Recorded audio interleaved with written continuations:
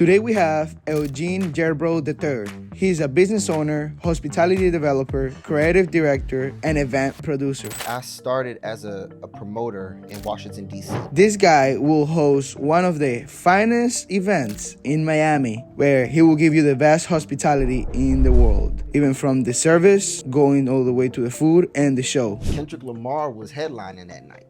On the flyer it said, "We're all black, you'll get in for free." So we're all black, thinking we're gonna get in for free. We get to the door, and the guy, he looks at us, he's like $60. So me and my boy, we like, I was winning awards in this program at the highest award every year. The focus was he will do everything himself, and today he will share his story with us. Hey guys, welcome back to another Value Talks, where we interview business owners and entrepreneurs. Welcome, brother. Thank you. No, my pleasure. If you could give a little introduction about yourself and who you are, what you do, and your vision. Where are you going? Okay. My name is Eugene Yarbrough. I'm the owner of Lord and Savior Hospitality Group, and we are a company that specializes in event production, catering, and all around like exclusive opportunities and No worries, brother. We edit this, no worries. All right, cool. So we specialize in event production, planning, catering, and basically event management. Nice, man. My long-term goal is to continue to produce events, also develop restaurants and develop hotels. So right now I have a few brands that I've been developing for the last 10 years, where operational brands, so it's services, audiovisual production, catering. We do private experiences for different clients, and the long-term goal is to put that into one place, so it has a home in the form of either a resort, a traditional resort, or a traditional hotel. So I like to do things domestic here in America and on the international level. Man, that's so fire. So you guys know, I met this guy in an event, Orlana's event, trying his food. This guy is a personal chef and really, really good food. So if you ever need anything for an event, he is the man. Like, he will give you a whole experience, and well, the taste is amazing. Thank you. So how long you been in the industry of hospitality, and how did it get started? What was that thing that got you started? I would say I started as a promoter in Washington, D.C. I'm originally from Washington, D.C. Okay. Born and raised. I lived there my whole life until about 24. I transitioned and moved to New York City, and I was doing nightclubs there as well. But it was interesting because I always enjoyed going out and having a good time, But there was one experience where me and a friend of mine's, we went to a club. It's a legendary club in Washington, D.C. called Ibiza. Okay. But it's no longer. Rest in peace to Ibiza. Kendrick Lamar was headlining that night. Damn. Crazy enough. And we waited in line for over 2 hours. On the flyer, it said, "We're all black, you'll get in for free." I think we were like 18 or something like that. So we're all black, thinking we're going to get in for free. We get to the door, and the guy, he looks at us.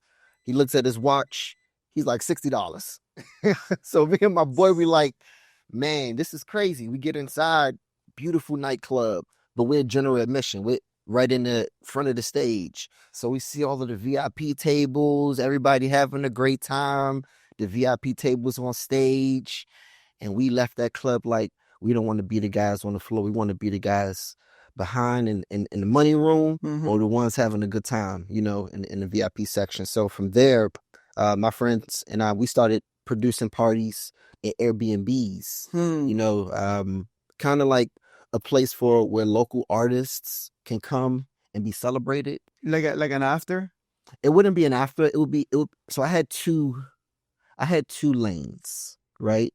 So it was the nightclub side, and then it was the culture, like the city side. Okay. So I was 18 at that time, so I couldn't get into all of the spots, right? But I was very popular in the city because I went to art school, very active. And my friends and I, we created a group called the Landlords, and it's basically about entrepreneurship. Like you're either buying or you're selling, right? So we call ourselves Lordies. Right? This is a nickname. Everybody is like, what's that about? So we created a party called Forever Lit, right? I had already had background in production, lighting, audio, video. So I was the one that brought that to the parties. So it was a great time, man. It was like all of the young up and coming popular hipsters and creative weird kids. We throwing these parties in these nice Airbnb mansions before like it was kind of. We're talking about like those or not? No. There was some smaller. We're talking Washington D.C. Okay. These are like on the ocean. Yeah, they're waterfront. Waterfront. Yeah. You know, but if we could have got something like that, we would have did it. We would have did it. There was a few that we did that were pretty nice that were in Maryland.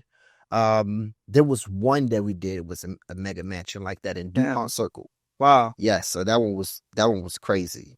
It was beautiful. So we would throw a party, and then the next day everything would be gone. You wouldn't even know that the party happened. You know, but when it comes to the production side, I started doing that as a teenager. I started like around 15, and every year in between my high school, there was a program called Hands on the Future. I dedicate all of my success to Hands on the Future. You know, a lot of it, you know, there's other factors too. You know, I gotta first give it up to the man above, my family, my mother, my father, and all of the great people that helped me as well. But as far as the industry and my talent, I was winning awards in this program at the highest award every year, like from 15 to 18. And the focus was production. You could choose whichever one you wanted to do. Was lighting and video production, where you could do music videos. There was dance. There was broadcasting. There was management. If you wanted to be a sports manager or manage talent, they taught you how to do these things like a prerequisite going into college. And it's a program that was put together, I believe, in the 90s or the 80s by Marion Barry, the late Marion Barry, mayor of Washington, D.C. So my instructor took a liking to me. And long story short, I shadowed her for about 3 years. And then she said, call these people, tell them this is your rate. And I never stopped from there. You know, when it comes to the catering and the culinary side of my business, I've always enjoyed cooking. You know, I have 2 younger brothers, 1 older brother, and my parents would work a lot, you know. So during the days where my mom and my dad would be working and my brother would be out, I would have to cook for me and my brothers, you know, and I took a liking to that as well. Ironically, like my first real job was at a vegan bistro, which is now known as New Vegan Cafe, formerly known as Everlasting Life. What were you doing over there? I was a line prep. So it was my responsibility was to come in, wash all of the vegetables. It's a vegan spot, vegan bistro. Wash all of the vegetables, prep everything, food and safety management as well, right? Wash everything, prep everything, put it in the walk-in so the head chef can come in the next morning, prepare everything fresh.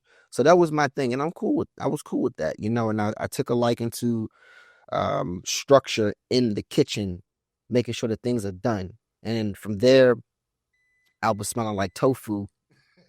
Man. Every night, like, because I was they had seen that I knew what I knew what to do. So I always like to make sure that I add value wherever I am. Correct. You know, so I quickly was moved up to like running the sandwich station. So I was frying tofu, making sandwiches. We're right by Howard University, you know, world-renowned college. So much traffic all the time. Very high volatile place. People always coming in, getting lunch, getting dinner. So it helped me, you know. So that's how I'm really good how to work under pressure. When it's like when you met me, it was just myself and it was like 100 people. We had a whole spread, a whole platter. You know, I do this, bro. You know, so it's like I focus, I prep, I prepare myself, and I execute. Correct. I mean, I love the way that you don't. Okay, we do have teams. Yes. But sometimes, we enjoy what we do and like doing it ourselves. It's not really a problem because it's not our job. It's like our lifestyle. Yep. Like you said, you enjoy cooking. Yes. So for you, it's not like, oh, I have to like do my job and go there. No, you work meeting cool people right now. We met because of that. Now you're doing a podcast. And so Exactly. it's just because of that. You were doing what you love. Yes. And you were giving the best. And that food, man, I'm telling you, it's the best food I have ever gotten, man. Thank you, brother. Yeah, no, and I have tried like other private chefs and stuff, and bro, nothing like yours. Like, I'm so serious. You have to have a real experience. That was like, I thank you for that. That was more of like appetizer Okay. style menu that was curated for that event. And shout out to my man Artlanta. Yes, sir. You know, we have an amazing event coming up this year for Art Battle 2024. Let's go. If you missed last year, you definitely don't want to miss this year. Man, last year was a blast. It was a blast. Yeah. It was a blast. Yes. And so let me ask you something. Do you think in this path of your journey, it's been a solo journey, or you being able to have people around you to work with you and support you? Well, I believe nothing in life is really a solo journey. There's times where you go into refuge and you go into solitude and you prepare yourself for what's to come next, right? But through my entire life, I've always had people of value that poured into me, and I don't believe that I can do everything by myself. There, for the last 10 years, because I've dedicated the last 10 years. I just turned 30 this year. Yeah. I've dedicated the last 10 years professionally, 15 years in total, but the last 10 years to building my brands. And it's just been me, yes, as savior in the company. However, I do hire freelancers. I am a freelancer, so I'm hired on massive productions as well. That's a service that I do offer to clients. I get calls to come out and either do projection work, either to do video engineering work, sometimes lighting design. Yeah. So I nothing is just me. People see me, but there's like an army behind me, and it's much bigger than me. Man, but you do so many things. What the hell? It's true. It's true. That's because there's, okay, just like I said, you're either buying or you're selling. Yeah. Right? You're either a creator or a consumer. And there's nothing wrong with either or, because I'm a consumer and I'm a creator, right? Just like yourself. I'm a dreamer as well. But instead of just dreaming, I act on my dreams. Correct. And I go to the people that have done the things that I want to do, and I ask them, what is it that I could do better? Not can you do this for me?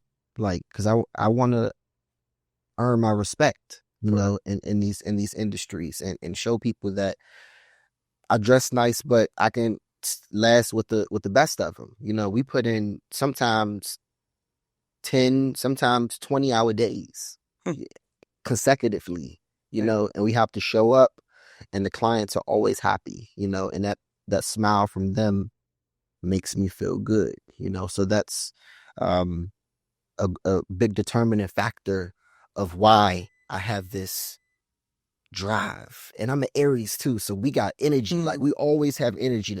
Like, I'm on tour right now, Fountain Blue just did an amazing production the last 5 days. I'm headed to DC to do a residency there tonight and tomorrow. Then I'm coming back tomorrow night. Then I have another 4 days here in Miami production. Then I go back to DC for the weekend. Then I come back to Miami Oh my God. for an 8-day production, so it's a blessing. Being busy is a blessing, man. We all sat at home for months during COVID, just like, trying to figure it out. And how was COVID for you? How did it hit your life? Honestly, I received word that it was a real thing like a few days before my birthday. I think we heard about it to March 20th. Mm-hmm. My birthday is March 24th. And I had about 12 shows lined up. At the time, I was doing short-term property rentals here in Miami. My wife and I had a condo downtown, right across the street from Bayside. So, that's where Ultra is every year. Mm-hmm. We had 2 different condos that we managed. and we had they were both booked out, make about on track to make about $15,000 just off of the Airbnb booking for those 7 days between the 2 units plus my 12 shows. Airbnb immediately sent me a message. They backed out, took the money, right? All of my shows canceled. I'm like, what is going on? This is crazy. But after I realized this was a real thing, I said, okay, I didn't panic. There was so much propaganda going around. I didn't panic. I took the time to pour back into myself. I took the time to go get the large sticky papers, put it on my wall. I'm talking, and anyone that personally knows me, like my personal circle that really knows me, they'd be like, all the things that he's doing now, like we saw him with it all on his wall, not a vision board. This is like plan of execution. Okay. You know how you'll be in your office and then maybe you'll have like a dry erase board? Yeah, I have it over there. Exactly. Where are the things that I have to get done by myself, my partners. Exactly. You know, I need to have the offers, purchase, qualification, the managers, negotiation. You live with these things. You know, these things were in my living room and my bedroom. So I'm waking up, I'm seeing them. I'm creating them, like I'm putting the plan together. I'm like, okay, how do I make this a real thing? I have all of these concepts for restaurants. I have the concepts for the catering. Let's start with the catering company first. Let's feed about, I had a goal of like, let's feed 100,000 people. You know, it's a big goal. You make big goals so you can land somewhere. So I can still do 10,000. Yeah. And that's still a lot. Yeah. You know, I've probably done about 5,000 people, you know, already. So I'm very strategic. So I'm like, all right, let's start with the catering first. All right, we have the properties. Let's do the short-term rentals, and then we could move from Airbnb to more direct. How do we cut the middleman out, go straight direct? And then I made that transition. It was no longer Airbnb. It was straight from me to the consumer, straight direct. I took that time to get pre-licensed in real estate. I took an accelerated course for Gold Coast just to learn the business, you know, so I can do it the proper way, understanding the rules, the laws, the regulations, because I'm all about doing good business. Correct. That's it's the only way, because that's how you last. That's how you last. We say keep a clean face. Correct. Right? That's a reputation. You can't really buy back your reputation. Once your reputation is trashed, what are you going to do about it? Yeah, that's very true. That's very true. And so I want to highlight something that you said about the board, and that's how you start putting up the work. There's a lot of people that they don't understand that the planning and the doing this before the execution. You need to have all planned out, and that's part of the work. Some people don't want to do it. It's not fun, but it's something that needs to be done. Correct. And correct. I agree. Correct. And you can't replace doing the work. No. You know, because you'll always see who has done the work and who hasn't done the work. Yeah. And it's embarrassing when you're not prepared. I've been there before, and I'm like, I don't like this feeling. So I've learned not to wing things. Make yourself ready. Take the time. Respect the opportunity. Correct. Even if you don't know how to do something, be transparent and be honest and let the client know, because everybody has day one. Yeah. You know, we're not wired to know everything from the jump. But if you're willing and you're consistent and you're determined, you'll make it happen. You'll make it happen. You know, it's like they said, preparation meets opportunity. So there is not really such a thing as luck. Yeah. You create your own luck by being prepared. Exactly. You know, and it's a great feeling, man. It's a great feeling when you are able to put a smile on people's faces. Amen. You know, these events on the production side, I'm building my company now, but a lot of the clients that I work with and I've been working with, these are global production companies. And I can't talk too much about their clients, but the volume of these events, they're massive, you know, and it inspires me to ask questions. Okay, this department is collaborating with this department. It's not just about production. There's a designer, there's a producer, there's someone that designed the decor, there's the catering side. Okay, all of this is usually done inside of a hotel. This hotel has a convention side. It also has a residence side. it also has the traditional hotel side. So I'm learning all of these things. I'm seeing it. I often, the last, I would say the last 10 years of my life, 80% of it was spent in luxury hotels, Wow. you know, because that's where we do the events, a lot of the ballrooms. So as a kid, I've always had a dream to develop hotels in Africa. No way. And yes, and it's going to happen. It's going to happen. Um, so it's amazing how the universe rewards you, Yeah. but you have to put the action in. Yeah. You have to put the action in, or you're just a dreamer. And we all are dreamers, but everybody, everyone is not able to make it to the next level. And if you have a burning desire to make it to the next level, just dreaming is not enough. You have to execute it, and you have to have the right network of people. Correct. Because you go farther with a group than by yourself. So don't think that you could do everything alone. You have to have a team. It is important to also have people around you that are older than you. It's important to have people around you that have had success, had some adversities. I'm not going to call it failures, adversities, and they've been able to come back from that. I take it. I listen to people my age for advice, but it's like, okay, I take it with a grain of salt.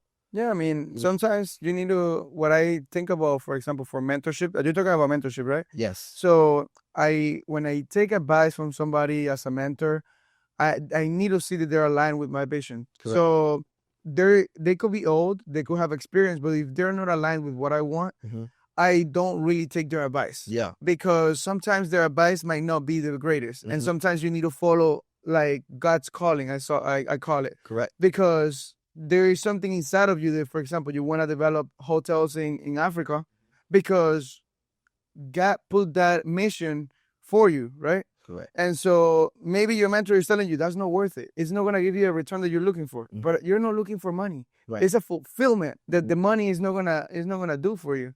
So yeah, totally agree with that. It's important, bro, because you have to, like, no one can really give you advice. And I learned this from an interview that Will Smith did with, I believe, Jay Shetty. Okay. And he said that no one can really give you advice because you're not going to have the same people in your life that I had in my life. Correct. Or you may not be in the same time zone that I was in. Correct. When I did this. You may not have to go through the same struggles, or you may go through more struggles. Correct. So people can give you their insight. They can give you insight, and then you can receive what you believe you should apply. And learn how to interpret that advice. Correct. Because for you, it's not, like you said, it's not the same. We're not all in the same timeline of our journey. So it's interpreting that advice and applying it into, okay, this is what I can do now. Yes. These are people these are resources. This is the time to do this. This is the time to grind. This is the time to stay in and just locked in, as understanding that. Yeah. Yeah, it's true, bro. I would, like I said again, my entire childhood was in creative arts. I went to a world-renowned art school called Duke Ellington School of the Arts. Shout out to Duke Ellington School of the Arts in Georgetown, Washington, D.C. And I studied theater. It was a very demanding school. And before that, I went to Howard University Middle School of Mathematics and Science. Wow, man. It's like one of the first of its kind. It was a mathematics and science school that was created by Howard University. And we excelled at math, STEM, science, technology. And so there was always a high expectation wherever I went, and my parents were intentional about putting myself and my brothers in these programs. So when I went to Ellington, it was a very demanding day. 5 hours academics in the morning, 5 hours arts in the afternoon, but I loved it. It was, that's all that matters. It was a defining moment for me as a professional. Our teachers were legends. My teachers taught Tupac, Jada Pinkett, um, Dave Chappelle, Man. Taraji P. Henson, so many iconic people. And we would often have master classes where they would come in and they would teach us. And they sat us all down, said, look to your left, look to your right. Some of these people are not going to be here at the end. And I was one of those people the last year, right? And it crushed me. It crushed me. I was a hothead growing up often. And sometimes I would get into fights and not really understand, just being mature, like what I really have in front of me.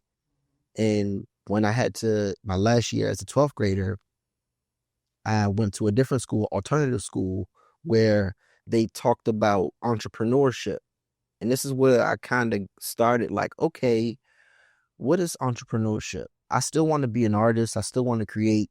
I didn't want to do acting anymore. I kind of lost my love for acting because I wanted to find, at that time, I'm still a young man, but I was a young teenager trying to discover who I was. And in acting, you have to become, you don't act. So our teachers would tell us, like, you take this time to be that person. And I wanted to know who I was instead of studying who other people was. And how can you be, for example, as an actor, you need to have certain personality for the persona that they're giving you for the title, right? mm-hmm. How can you be that title if you don't even know who you are? Exactly. Some people can do it though. Wow. I'm not saying that it's impossible, because there are child stars. We know Disney Channel, we know Nickelodeon, we know sitcoms that's been around. So there are child actors, but they dedicate their life to that. As an actor, that's why we all love Denzel. That's why we all love Leonardo DiCaprio. We all love Brad Pitt, because they've dedicated their lives to this. You know, it's called method acting, where you become that person. And who was that? Al Pacino. I think he does that a lot. He becomes the character. Wow. You know, so it's hard to tell. It was like, are you still in character, bro? Or like, no, I was like, let me take this serious. I had an internship where I had to create my own company, right? And it was called Project Ujima. Was this in senior year? This was my senior year. So in senior year, when they started giving you this entrepreneurship topic, they were planting this seed, and so you got very curious about it and started learning, and you had to create your own company, you said? Yes. Oh. Yes. And it was a community impact project. And basically we taught young kids the difference between abstract art and modern art, like abstract and classical art. Okay. And then they would have to create something of their own and then basically tell us what inspired them, you know. And then we would display it in a museum setting. Wow. So my dad has been in education my entire life. He was a physical education teacher. Then he moved on to actually teaching, I believe, English or science and things like that. So he had a body of students.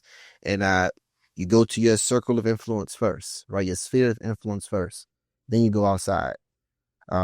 Just a side note, you know everyone you need to know to be successful, right? And if you don't, you need to change the people around you. Correct. So I went to my pops. It's like, hey, Dad, you got a whole class. Can I come in and do a session with your students? So we did that, and we held the exhibition at Everlasting Life. Man. Yeah, it was cool. So everything for me is like full circle. As a young man? As a young man, I was probably 17 at the time. I didn't graduate at that time, but it's so, we could talk for hours, man. You know, I've been honored by the National Gallery of Art, Smithsonian in Washington, D.C. I've worked with a lot of celebrities. It's a lot, bro, but I'm still like, I understand how I'm important too. Yeah. And that I have something to offer, and to not get like distracted. It's like every opportunity needs to be respected. Yeah, correct. You know, so I respect it. I prepare myself, and that's how we create that longevity. That's how dynasties are created, you know? Correct. And now that I guess you see also the values that you bring to these events, to these productions. Yes. And it's more than value, it's a whole experience. It is. And I guess you're being dedicating your life to it. Yes. and wow, like you're destined to do big things, man. Like Thank you. I don't, I see you like nonstop Yeah. with a big ass company. Like you said, you're right now like a freelancer doing this and that. But what I see you is hiring freelancers, Yep.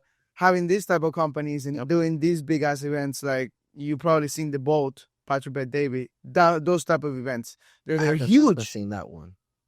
Man, it was huge. It was like 20,000 people. Okay. And you know, he has his own studio in Forlodo. But it's crazy. You know, he started, I think, in the small, like, we all start somewhere, right? Correct. But the thing is that consistency, and you know, like you said before, we all gonna have this time. They're gonna be hard, but it all comes to how you bounce back. How do you react to that situation? Exactly. And then I see you that, like, it doesn't matter, like in COVID, doesn't matter, they cancel everything. I will plan and keep creating because we're creators. We are creators, and it's like the brain is intelligent. Oh my God! Muscle. Let's not start about the brain, bro. The brain is, you know, the brain can work for you, but you need to feed it. You need to water. You need to water that garden every day with the positive information, positive vibes. Correct. You need to give it the right information so it can work for you. Correct. Because if not, it's gonna work against you. But your brain is literally like the most important thing in this life. Because it's as powerful it is, it's also your biggest enemy. So you just need to know how to take control of it. And man, I think you have it. I think you got control of it. And can you tell me a little bit of, okay, what are those big projects besides the hotels in Africa? Because you probably have more other projects going on. Yes. And what are the big vision that you have for the future? So I am an advocate for arts. Okay. Because I'm an artist at the core. I'm an artist. If you ask me to do anything creative, I can do it. And people, I would like to think that people would enjoy it. So I would love to be able to help future generations develop that. There's an African principle called each one teach one. You bring somebody with you. When you make it, you reach back. You bring someone with you, right? I want to bring thousands of people with me, right? But you have to do it the right way. Yeah. MC Hammer did it the wrong way. We all know that story. You can't just give. You have to empower people. Correct. You have to teach them, and then you have to make sure that they understand the value. Because I'm not trying to convince nobody to come make some money. Correct. I'm not trying to convince someone to be their best self. You know, it's like if I see that that's not what you're on, I'm gonna just be like, okay, you know, maybe this isn't for you. So long term, I would love to have schools partner with colleges, universities, private schools, help build curriculums. I know it's like a big thing. Everybody now is like coaches and nah, man. But what you're mentioning right now is different. Is a deep meaning into it. Because it's not the same being a coach or you know, having some type of education online than building schools. We're talking about like you want to partner up where everybody starts. You know, this is where I call this that we get brainwashed in schools right now. Yeah. The information that they give it to us is useless. We don't learn anything, and we learn to be basically slaves. Yes. And so this is a big vision that you have. Yes, it is, bro. Thank you for saying those kind words. You know, the name. There's power in a name. There's power in a thought. There's power in a location. Yeah. Right. So why did we go with Lords and Savior Hospitality Group? Lords is like a high-ranking person of status, of wisdom, of understanding. And Savior, I changed the spelling of it. It's known as savoir or savoir, which is French for to know, right? And I didn't even know that when I came up with that name. I didn't even know that. I just thought that it looked cool. The whole ASAP vibe. You probably did. It wasn't your unconscious mind, and universe. Were you connected with God when that came out? Of course, man. Man, of course. My whole life. Yeah, man. My whole life. It's God. He's such a powerful thing that we cannot even explain. You said that you don't know, but in the inside, in your unconscious mind, you probably did. Yeah. And you always with this big vision that you have. Mm-hmm. And wow, man, So it's like it's power. my job to know. Yeah. It's my job to know how things work. It's my job in hospitality. I call myself a hospitality developer. It's my job to Never heard that. we trailblazing over here, bro. And it's like you can find a way to bring all of your gifts into the fold. There's people who are like, oh, it's jack of all trades. It's like, as a young man or as a young woman, you should be a jack of all trades until you get to a certain age, because then you've gone through some things, you've lived, you know what you don't want to do, you know what you're good at, you know what annoys you, you know what you're willing to say, okay, this annoys me, but I'm going to still persevere. Mm-hmm. I'm still going to push forward. So throw things at the board, but be intentional on what you're throwing and where you want to go, because everything in life for me, this is a way. This is not the way. This is a way. For me, I make every choice as is this getting me closer to my goal, or is this getting me farther away, or is this keeping me in purgatory? Correct. I was just telling this to someone, I believe 2 days ago, and everyone might not know what purgatory is. I'm not gonna get too deep, but basically it's like the realm or the area where you go after you transition from the physical, when you pass on before you go into heaven. They call it purgatory or something like that. Don't quote me. Where you're just like standing by. Right, your soul is idle Mm-hmm. before you go into heaven. I think they talk about it in the Bible or something like that. But like I said before, there's time where you're supposed to be idle. There's time where you're supposed to seek refuge in yourself and the universe and the God above, right? There's time where you need to go back and have that conversation with young Glenn. There's time where I had to go back and have that conversation with young Eugene. And I had to remember it when I first moved here, that was it for me. Miami has always been a spiritual place for me. Number one, because the ocean is here. You can take your shoes off. We're electric people. You run every morning. You know what I'm talking about, bro? No, of course. I do grounding every morning. That's my routine. And feet in the soil. My hands in the soil. I feel like you said, we're electrical beings, and I feel the energy that I get through the day. My days are not the same when I don't do it. Yeah. They're not the same. And I also combine that with counting my blessings. Yes. Yes. Being grateful to God for simple things. I'm not even grateful about material stuff. It's just simple things. Mm-hmm. And just starting my day like that, for me, is just a whole totally different way of seeing the game. Because for me, we're in a game. Mm-hmm. And so every time I do that, for me, it's just like I'm a step ahead of everybody. Nobody does that. Yeah. Nobody does that. That's true. So, yeah. And if there is something that you could tell your younger self, or somebody that, like you just said right now, you sometimes you gotta go and talk to your younger self, and what would you say? What would you give that advice? What that advice will be? Let me think about that for a second. Of course.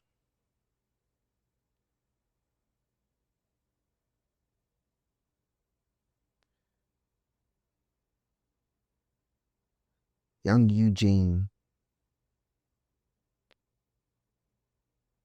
respect each day, because each day matters.